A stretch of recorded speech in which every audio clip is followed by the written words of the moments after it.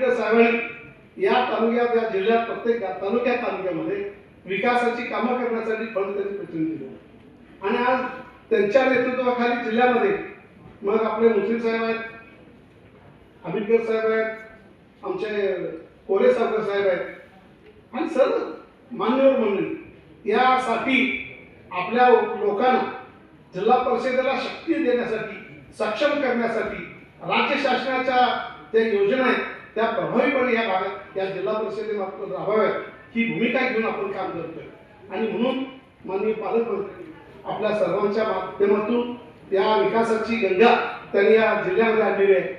अनेक आता आम्ही इतकी कामं केली, कामं शोधायची पाहिजे आम्हाला. एवढ्या मोठ्या प्रमाणात आज आपल्याला या भागामध्ये काम करायची संधी आहे. सर्व जिल्हा गेली 4 वर्ष तरी किमान आपल्याला ती संधी मिळालेली, विकासाची संधी मिळाली आणि म्हणून आता ती संधी आम्ही चालून आलेली आहे.